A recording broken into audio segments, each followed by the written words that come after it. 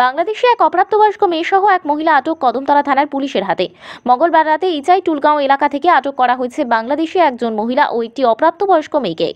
গতকাল রাত 2:30টা নাগাদ রাতে টহলদারি চালাচ্ছিল ইচাই টুলগাঁও এলাকায় একটি রাস্তার উপর সন্দেহজনকভাবে তাদের ঘোরাঘুরি করতে দেখে পুলিশের সন্দেহ হয়।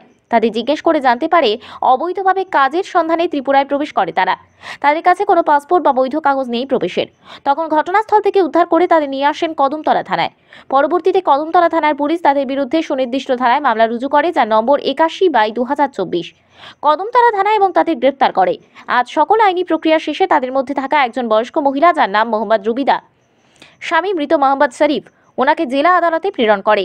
পাশাপাশি বয়স্ক মহিলার সাথে থাকা 15 বছরের অপ্রাপ্তবয়স্ক মেয়েকে আদালতে প্রেরণ করে কদমতলা থানার পুলিশ। কদমতলা থানার পুলিশ জিজ্ঞাসাবাদ করে জানতে পারে তাদের বাড়ি বাংলাদেশের নীরা থানাধীন সিকান্দারপাড়া এলাকায়।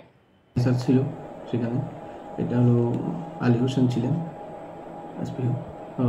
তারা যখন পেট্রোলিং ডিউটি করছিল ইচাই টুলগাঁও এরিয়া, তখন তারা রাস্তার মধ্যে আলী হোসেনের সঙ্গে যারা টিএসআর ছিল, আলী হোসেন সহ তারা দেখতে পায় দুটি মহিলা মানে সন্দেহজনকভাবে ঘোরাফেরা করছে ওই এলাকাতে।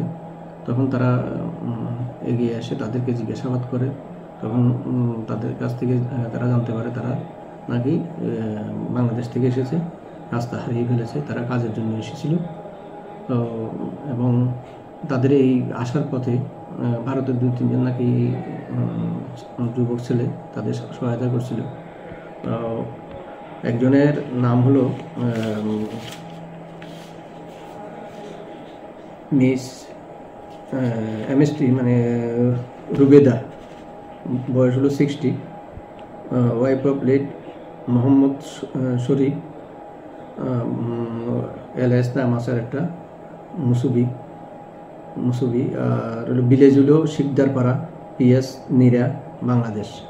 আর সাথে একজন ছিল অপ্রাপ্তবয়স্ক মেয়ে।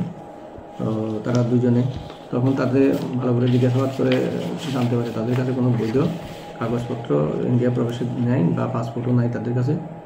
তখন সে নাইট পার্টি, যে আমাদের নাইট রাউন্ড ডিউটি ছিল, মোবাইল ডিএম চাকমা মহোদয়কে ডাকছে যে আমার মনে ঘটনা। তখন উনি সেখানে গেছেন, গিয়ে দেখতে পান তারা 2জন মহিলা। তখন তাদের আবার জিজ্ঞাসাবাদ শুরু করে, জিজ্ঞাসাবাদে তারা জানতে পারে জানি যে তারা বাংলাদেশি এবং তারা কাজের সন্ধানে অবৈধভাবে ভারতে প্রবেশ করছে।